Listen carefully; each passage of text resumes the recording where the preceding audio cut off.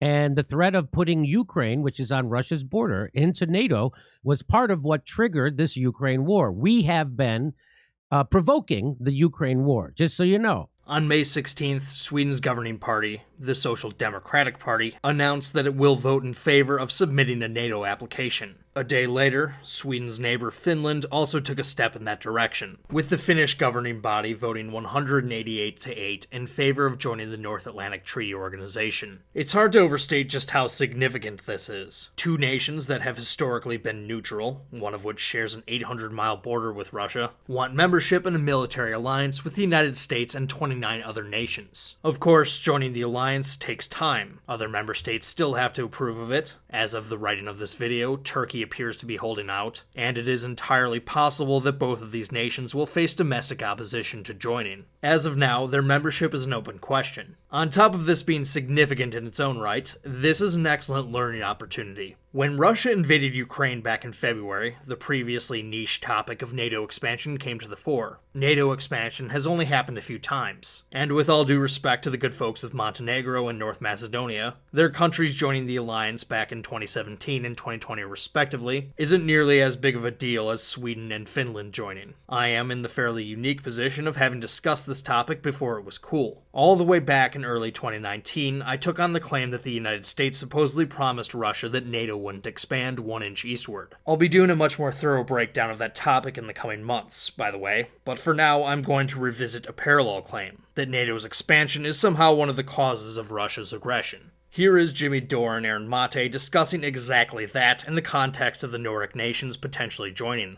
The big reason why there's a war happening in Ukraine is because NATO would not stop expanding towards Russia's border, which we promised we would do after Germany was allowed to reunify East and West. So there was a promise to Russia made that we won't expand NATO, and then we've been expanding NATO like crazy.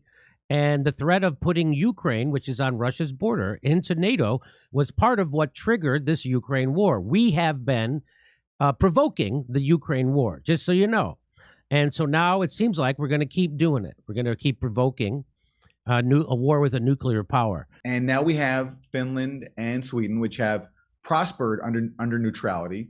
It's been great for them, as far as I know, unless someone wants to argue otherwise, deciding to abandon all of that for the sake of what? Just further provoking Russia.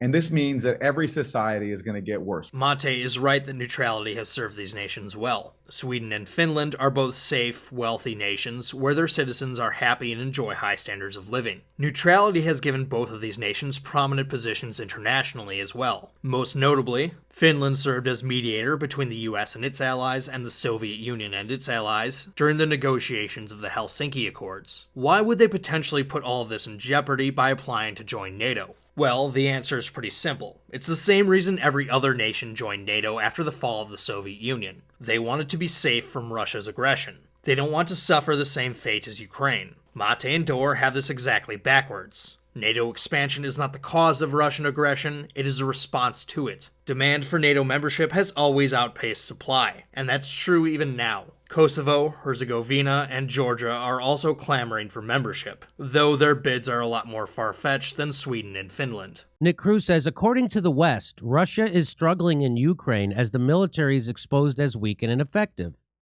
But Sweden and Finland must join NATO to stop the giant Russian threat from taking over Europe?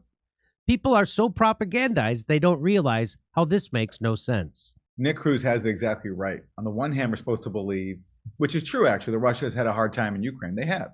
But yet also, Russia is then poised to take over the rest of Europe, and that's why Finland and Sweden need to join NATO. So that was a horribly imbecilic tweet, and there's no real contradiction whatsoever. So far as I can tell, Vladimir Putin has no desire to conquer the entirety of Europe, but that should offer a little consolation to the Swedes and the Finns. If we take Putin at his word, one of the major reasons they conducted this so-called special military operation in Ukraine is because ethnic Russians were being abused by far-right Ukrainians. Well, wouldn't you know that there are ethnic Russians in both Finland and Sweden? Is it too far-fetched to think that one day a special military operation will have to be conducted to rescue them as well? While no one is positive as to what exactly Putin's real endgame is, Further territorial expansion is certainly not out of the question, as Strobe Talbot, former Deputy Secretary of State during the Clinton administration, and fellow in the foreign policy program at the Brookings Institution, told Politico, Putin certainly has an endgame in mind. It's recreating the Russian Empire with himself as the Tsar. At its height, the Russian Empire included the entirety of what is now Finland. Going back to 2015, Putin implied that the entirety of the Soviet Union was actually Russian territory.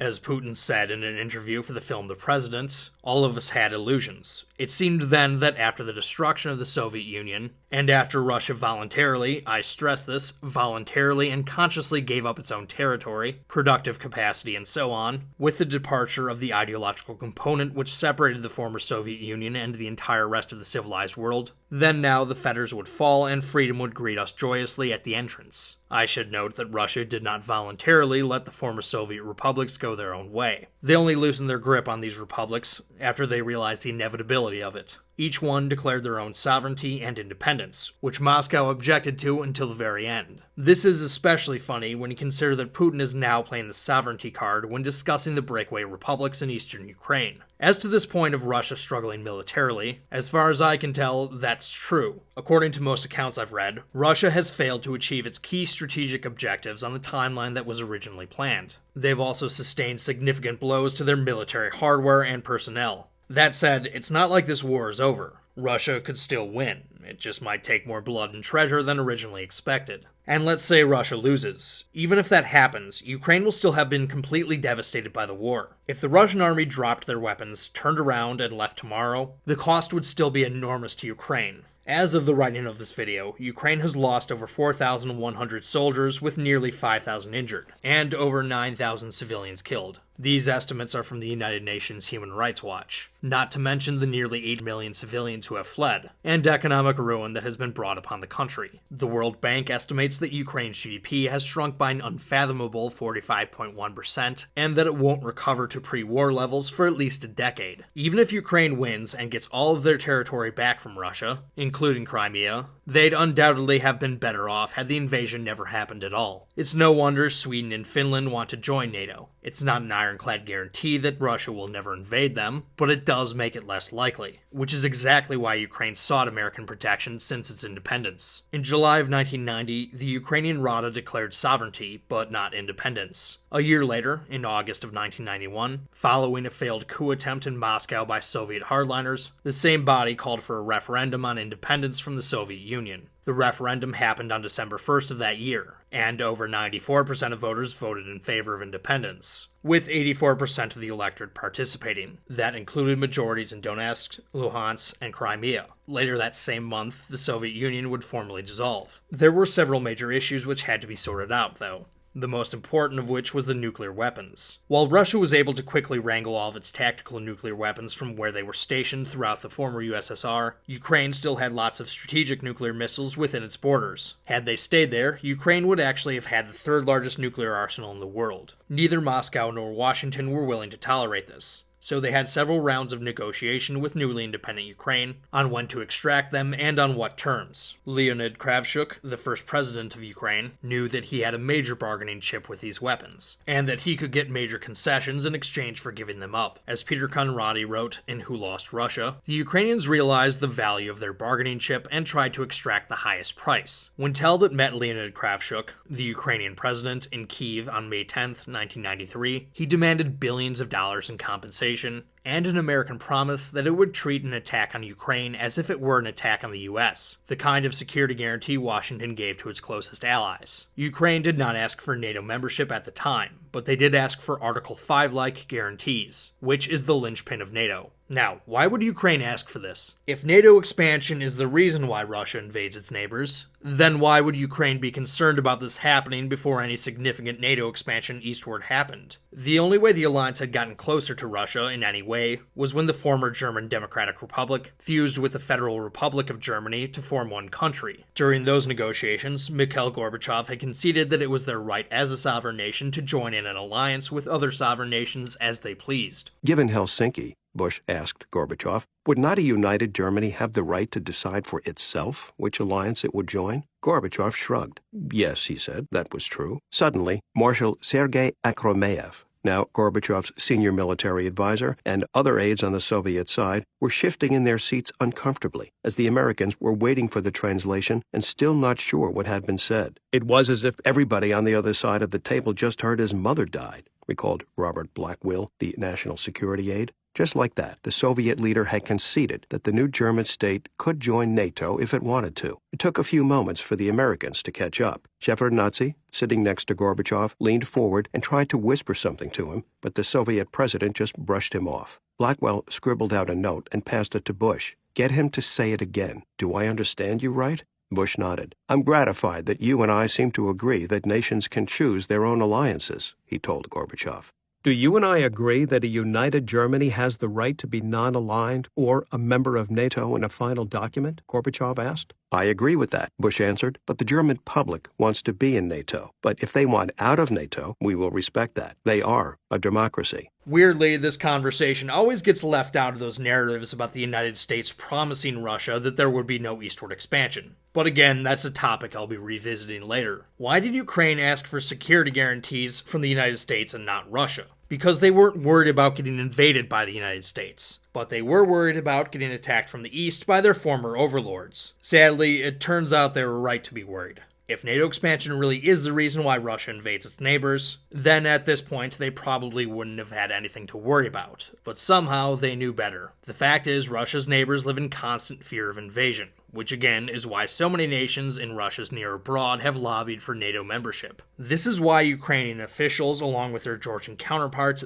begged Condoleezza Rice to have the United States invite them into NATO at the 2008 Bucharest summit, with the Polish and Hungarian delegations pushing the hardest for their membership. Unfortunately, both countries were declined membership action plans. The one thing they got was a statement that one day they would join NATO, which is nowhere near a formal invitation. Later that year, Georgia was invaded by Russia. This talking point that Ukraine was invited to join NATO is one that I've heard repeated a lot here on YouTube that simply isn't true. Membership action plans usually take years to implement anyways, and even then there's no guarantee of membership. On top of that, NATO does not absorb nations with pre-existing conflicts, meaning Ukrainian membership for NATO was essentially dead letter after 2014. Funny story, Dave Rubin actually wrote in his first book that Ukraine was actually in NATO, which goes to show that ignorance on this issue spans the political spectrum. I'm honestly amazed that this made it past the publishers. Finally, I want to close on this argument that I've heard a lot. What if the United States was in Russia's shoes? If China was trying to bring Mexico into a China-led military alliance, the U.S. would demand and use weapons to ensure that Mexico stays neutral. Surely we'd feel differently. If Mexico or Canada allied with Russia or China and stationed military equipment in one of these countries, I'm sure lots of Americans would be alarmed, and I'm sure lots of my hawkish friends would be calling for blood. Would that justify the United States invading another country? Of course not. Furthermore, if Russia did ally with Mexico, and in response to this, the United States invaded Guatemala, the rhetoric from Jimmy Dore and Aaron Mate and so many other YouTube pundits would be completely indistinguishable from what it is now. I'd bet my life on that. You would not get a word of equivocation from all the leftists and conservative populists and libertarians who all waffle when the subject of Russia's invasion comes up. If this hypothetical situation happened, they all, without qualification, hesitation, or reservation, would point the finger at the United States. And for once, they'd be right. No one would accept the absurd logic that because Nation A formed an alliance with Nation B, Nation C sort of kind of had to invade Nation D, in abstract or in reality, unless Nation A is the United States. Then and only then will the usual suspects do the most absurd mental gymnastics in order to blame America first.